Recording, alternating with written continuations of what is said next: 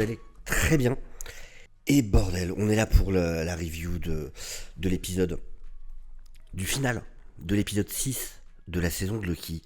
Elle va pas être simple, cette review, parce que c'était incroyable. C'était juste incroyable. C'est ma nouvelle série préférée du MCU. C'est clairement ma série préférée du MCU désormais. Et je la mets même au-dessus de WandaVision, parce que là, ça réussit parfaitement son atterrissage. Ça réussit parfaitement son final. Elle est dingue, cette série. Et là, je le dis, et c'est un terme que j'emploie pas souvent, c'est une masterclass. C'est clairement une masterclass. C'est un des programmes les plus qualitatifs, si ce n'est pas le plus qualitatif qu'on ait eu dans le MCU. En série, c'est clair. En série, pour moi, elle est au-dessus de tout ce qu'on a eu jusqu'à présent. Il y a eu des bonnes choses, mais vraiment, là, on est sur un tout autre niveau. Cette saison 2, elle est absolument dingue. Elle est incroyable. Je vais clairement spoiler, mais waouh, cet arc de Loki, il est fou. C'est Loki rentre dans mes 3 arcs de personnages préférés. Il était déjà dans le top 3, mais là vraiment il vient de prendre des places encore. Mais pour moi, les 3 personnages qui ont le développement le plus intéressant du MCU, c'est Tony Stark, Wanda et Loki. Et Loki n'est pas le troisième. Faudrait que j'y réfléchisse comment je classe les 3, mais vraiment, passer du meilleur vilain du MCU à un des meilleurs héros, c'est cet arc psychologique de Loki, il est fou, il est juste fou. Donc, on va parler de l'épisode. Allez, on va s'y essayer. On commence donc l'épisode. On a toute cette première partie où Loki va essayer de changer les choses. Et vraiment, cette manière dont l'épisode va évoluer, dans son ton, dans son rythme, dans plein de choses, pareil, ça participe à en faire une masterclass. Tous les gens qui ont bossé dessus ont fait un boulot incroyable, incroyable. La musique est incroyable du début à la fin. L'acting est incroyable du début à la fin. La réal est incroyable du début à la fin. Les VFX sont incroyables du début à la fin. Tout est réussi. Absolument tout est réussi dans cet épisode. C'est la folie. C'est la folie.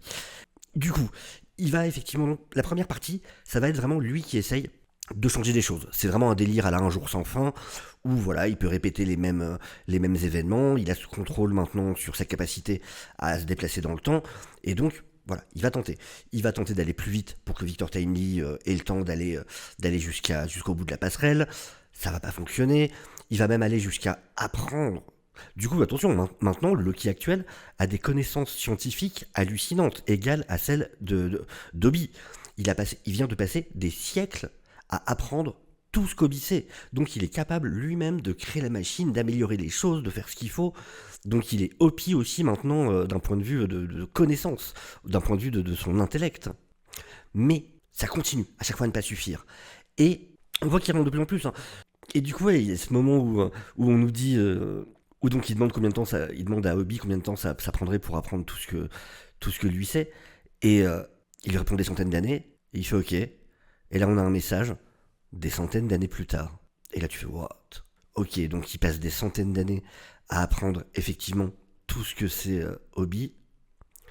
Et voilà, on devine que ça fait plein de fois déjà qu'il envoie Timely, il apporte les petites corrections, il sait toutes les choses qu'il faut lui dire, toutes les erreurs qu'il faut éviter. Et il y arrive. Il y arrive. Et là, on sent un moment d'accomplissement, de victoire. Victor Timely arrive à lancer l'appareil pour que le cœur temporel grandisse et du coup que ça puisse gérer toutes les différentes timelines. Et là on se retrouve comme dans l'épisode 4 avec ce truc de désespoir quand on découvre qu'en fait ça ne suffit pas. La surcharge continue et c'est Timely qui comprend qu'en fait la multiplication des branches est infinie et qu'on ne peut pas mettre quelque chose, on ne peut pas ajuster quelque chose à l'infini. Il y aura toujours trop à gérer. Et du coup c'est impossible. Il n'y a pas de solution. Ils ne peuvent pas bricoler le cœur temporel pour permettre que ça continue à fonctionner. Et même Sylvie le dit, en fait, à partir du moment où les branches ont commencé à se multiplier, c'était déjà foutu. Il n'y avait déjà plus rien à faire. Et là, il y a un plan sur Loki avant que tout ne disparaisse encore, et on voit vraiment le désespoir, ce désespoir, avec tous les sacrifices qu'il a déjà fait, et on voit que ça ne suffit pas, et vraiment, enfin, émotionnellement, cet épisode, il m'a fait passer par plein d'émotions. C'est incroyable, c'est incroyable. Et donc là, il va remonter encore plus loin, parce que du coup, bah évidemment, la solution, c'est d'aller au moment où Sylvie a tué celui qui demeure, et de l'empêcher. Et pareil, il va revivre encore cette scène. Et à un moment, il se tourne vers celui qui demeure, il en a marre, et il lui dit mais pourquoi t'essaies jamais de te défendre? Et là, un petit glissement sur son timepad, Sylvie se fige. On se rend compte qu'à n'importe quel moment, il aurait pu l'empêcher de le tuer. À n'importe quel moment. Et là, c'est toute cette discussion. Il y a tellement de discussions passionnantes. Et vraiment, ce moment montre le génie de cette série. Où les choses ne se règlent pas par le combat. Les choses se règlent en parlant. Et ils arrivent à rendre ça passionnant. On se retrouve un peu dans un cas à la Andorre, où ils arrivent à rendre des scènes de dialogue ou de monologue tellement impactantes qu'elles remplacent sans problème des scènes d'action, pour moi en tout cas. Et on a donc cette discussion, et là donc quand celui qui demeure fige Sylvie dans le temps, on le voit direct qui se tourne vers Lucky et qui dit ok, t'as vécu ça combien de fois alors? Et il avait prévu, tout ça faisait partie de son plan, comme on le pensait, bien évidemment. Et on a Lucky qui s'étonne d'ailleurs que celui qui demeure ait pu figer comme ça dans le temps Sylvie, et celui qui demeure lui dit mais t'as pas encore appris à faire ça? Mais je pensais que t'aurais déjà dépassé ce stade. Et on voit encore plus du coup qu'effectivement il a tout prévu, qu'il connaît la capacité de voyager dans le temps de Lucky, il savait que ça allait arriver, et apprenant qu'il en est pas encore là, il lui dit qu'en gros qu'il est pas encore prêt. Donc il lui dit voilà, revis ça encore quelques milliers de fois, et là on pourra vraiment discuter.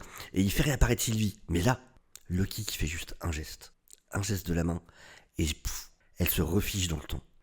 What the fuck? Ok, donc il a carrément plus avancé dans son contrôle de pouvoir que ce qu'on pensait. Et là, on a Lucky qui le regarde et qui lui dit mais qu'est-ce qui t'est pensé que c'est la première fois qu'on a cette conversation?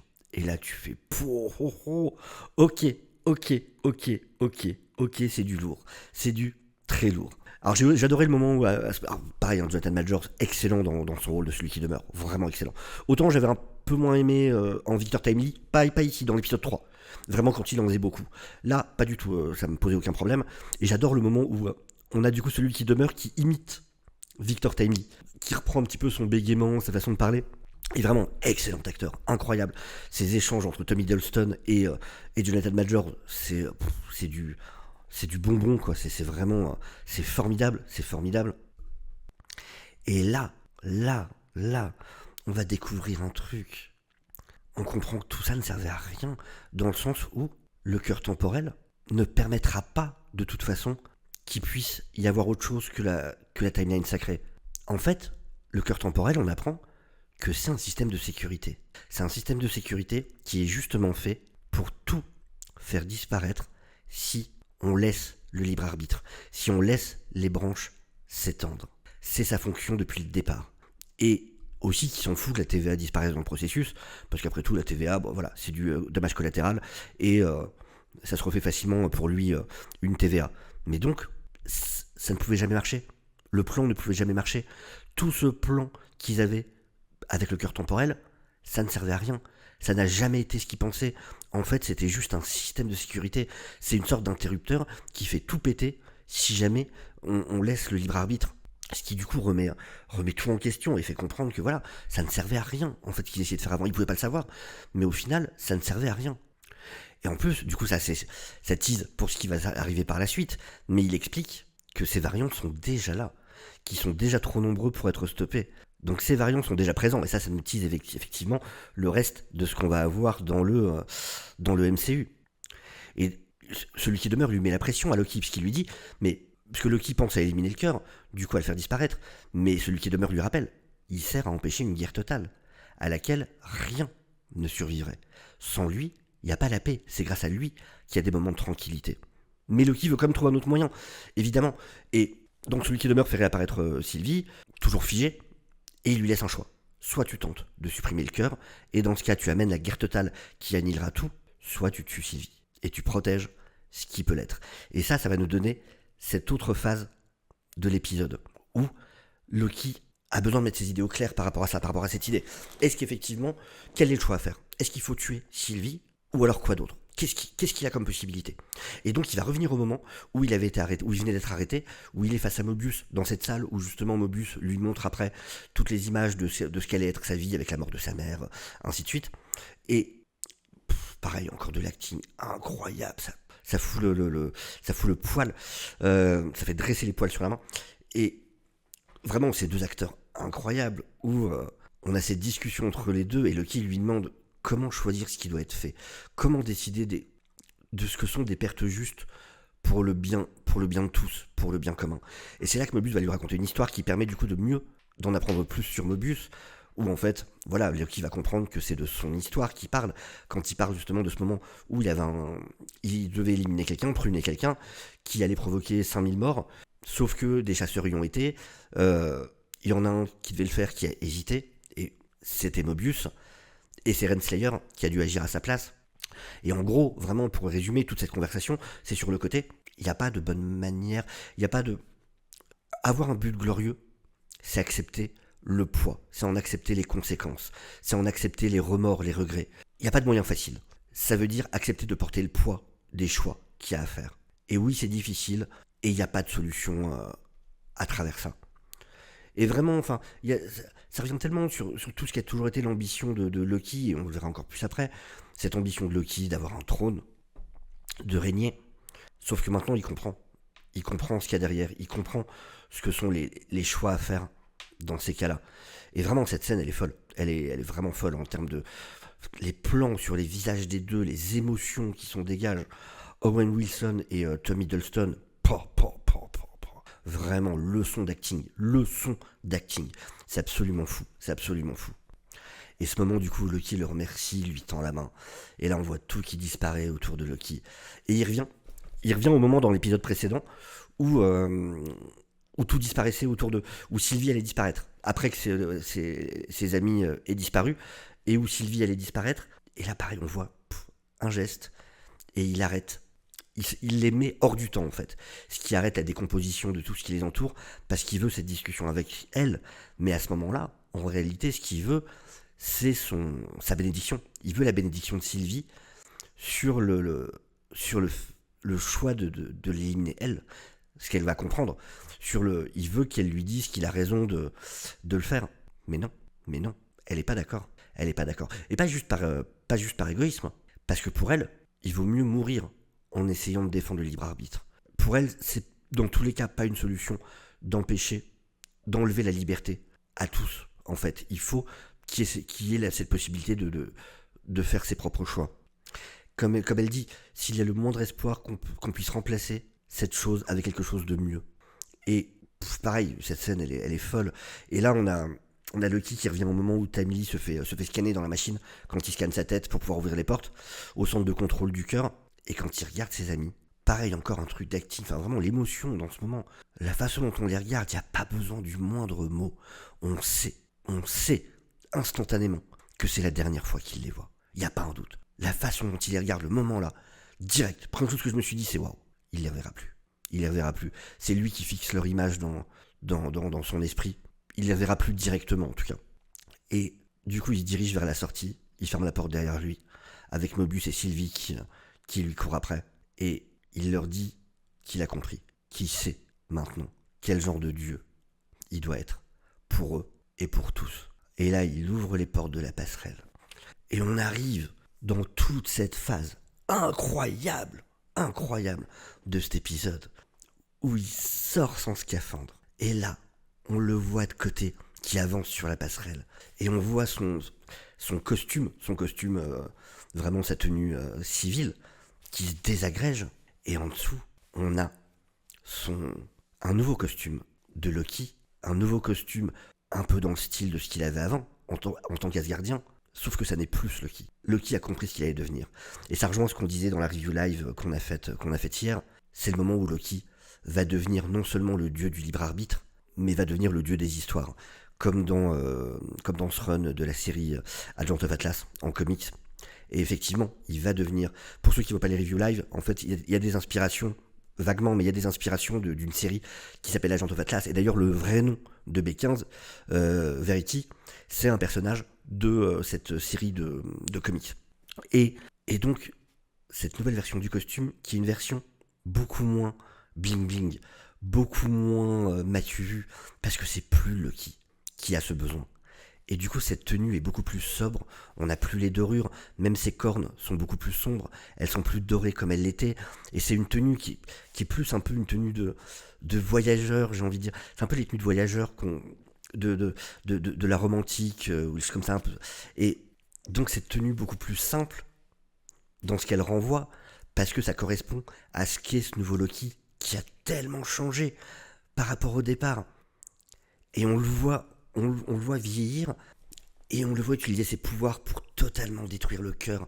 Et c'est magnifique, on voit toutes ces branches qui s'éparpillent, qui sont partout. Et là, on le voit qui en saisit, qui essaye d'insuffler de l'énergie dedans. Mais on voit qu'elles sont en train de mourir, et c'est dit, elles sont toutes en train de mourir. Et il essaye de leur diffuser son énergie. Et en le faisant, il fait apparaître, et vraiment, je ne comprends pas tout à ce qui se passe là, et j'en ai rien à foutre. Je m'en fous.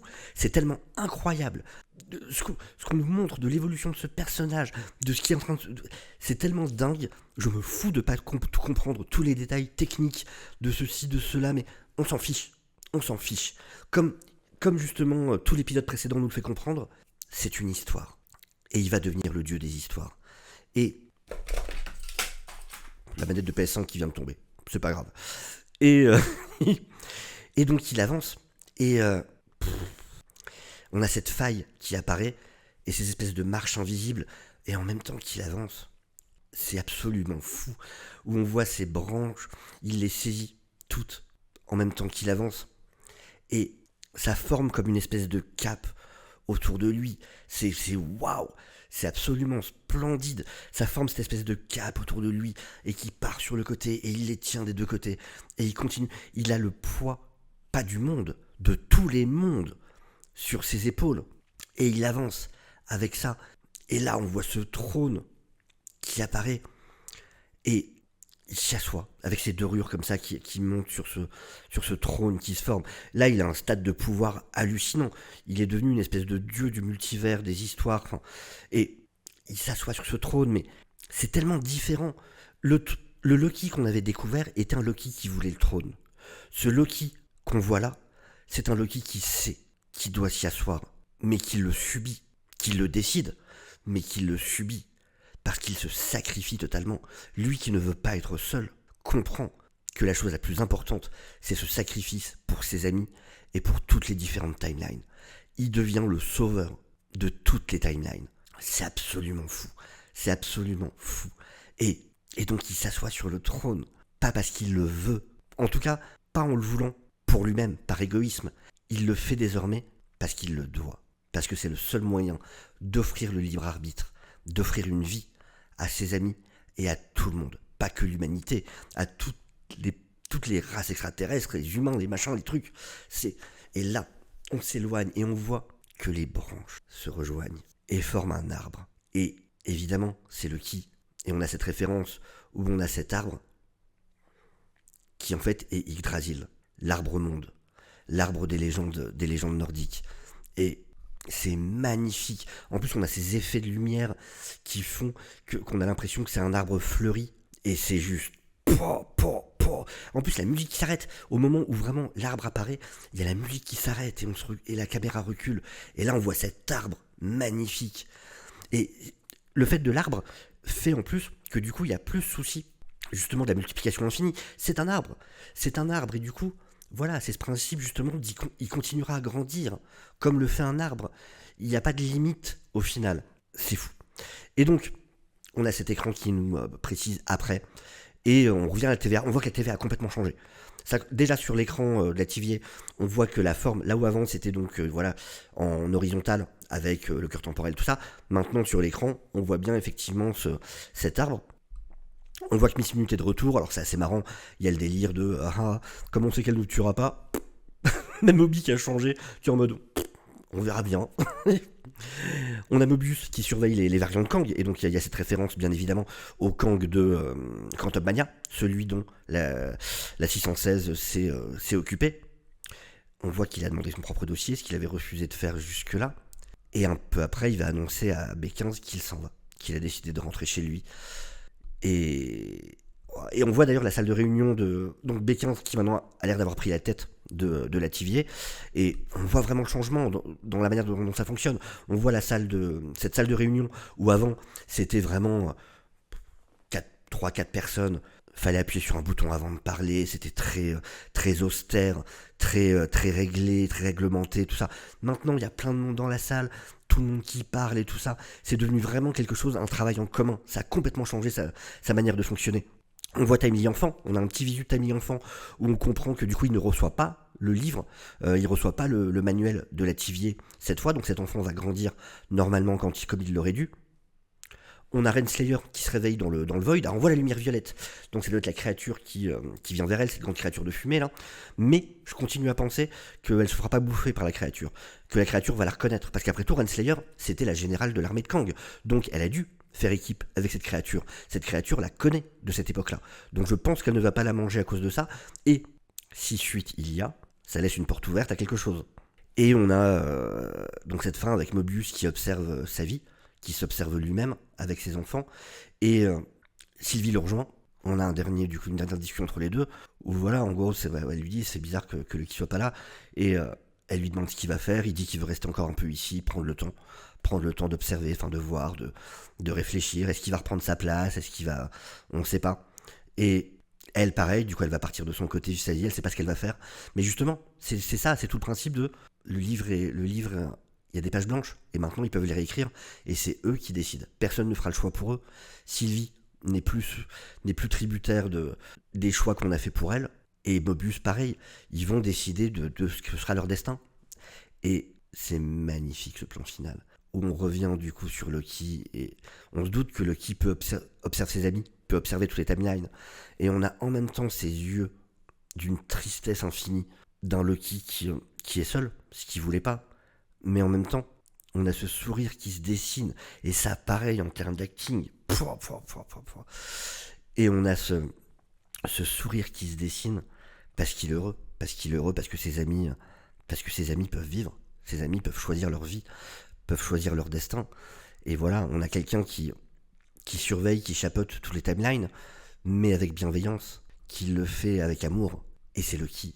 Et ça, si on l'avait imaginé au départ quand on a découvert ce personnage, c'est fou. Et en plus, c'est ce que j'avais dit depuis un moment, ça se termine exactement comme je le voulais, comme je l'avais dit. Ça veut dire avec un Loki qui se sacrifie sans que le reste du MCU, des personnages qu'on connaît, le sache, Thor et tout ça, mais qui a tellement évolué et qui est prêt à se sacrifier. Et tout ce qui arrivera maintenant arrivera grâce à lui. C'est ce que dit Sylvie à un moment, il nous a donné une chance. Ça veut dire qu'il n'y a plus de destin écrit, il n'y a plus cette sécurité-là. Oui, il y aura des variants de Kang, à vous de faire le taf, à vous. Moi, ce que je fais, c'est que je vous permets que le terrain existe, je vous permets que la vie existe maintenant, parce que c'est mieux que d'avoir celui qui demeure, qui lui va décider qui a le droit de vivre ou non, quel monde a le droit de vivre. Moi, je vous laisse à tous le droit de vivre, je vous le donne. Maintenant, je compte sur vous. À vous d'assurer que ça dure. Incroyable. Incroyable. Vraiment. Je remettrai la série en entier, et pas qu'une fois, je pense. Vraiment, c'est fou. C'est fou ce qu'ils ont réussi à faire, et bravo. Et c'est juste un taf incroyable. C'est une réussite à tous les niveaux. Et vraiment, c'est la première fois qu'à ce point-là, une série du MCU réussit son atterrissage, réussit son final. Le final est incroyable. Vraiment, il n'y a rien à acheter. C'est bravo. Voilà, j'ai un peu fait le tour. N'hésitez pas, bien évidemment, il y aura la review live où on rentrera en détail. Il y a tellement de choses à dire sur cet épisode. On fera ça mercredi prochain. Donc n'hésitez pas, si vous n'êtes pas abonné, à vous abonner à la chaîne. Comme ça, vous serez au courant, vous ne louperez pas les vidéos. N'hésitez pas à liker la vidéo si elle vous a plu, ça ferait évidemment très plaisir. N'hésitez pas à la partager. Et puis, voilà, donnez-moi votre avis à vous en commentaire. Qu'est-ce que vous avez pensé de cet épisode? Est-ce que vous aussi, vous l'avez trouvé incroyable? Est-ce que vous n'avez pas aimé? Est-ce que vous êtes partagé? N'hésitez pas à me le dire en commentaire. N'hésitez pas à donner une note si vous avez envie. Me le dire pour vous. Et aussi me dire du coup comment vous classez cette saison dans les séries du MCU. Pour vous, est-ce que c'est la meilleure? Est-ce que vous middle ou... C'est quoi votre avis à vous? Voilà, sur ce, je vous souhaite à tous une excellente journée. Je vous dis à très bientôt. Encore bravo le MCU pour cette série. Vraiment, là, vous avez montré. Et c'est pour ça, je veux pas être de ces gens qui disent que le MCU est mort ou ainsi de suite ou quoi. Oui, je suis difficile avec le MCU. Mais vous êtes capable de nous sortir ce genre de masterclass. Ça devrait être, je vais pas dire la norme, parce qu'on peut pas toujours réussir aussi bien. mais ça devrait être le but vers lequel on tend à chaque fois. Bravo, vraiment un énorme bravo à tous les gens qui ont travaillé sur ce programme. C'est un travail de fou et c'est une magnifique réussite pour le coup. Vous n'avez pas fait une bonne série pour le MCU, vous avez fait une excellente série. Et c'est ça qui est important. Ciao tout le monde.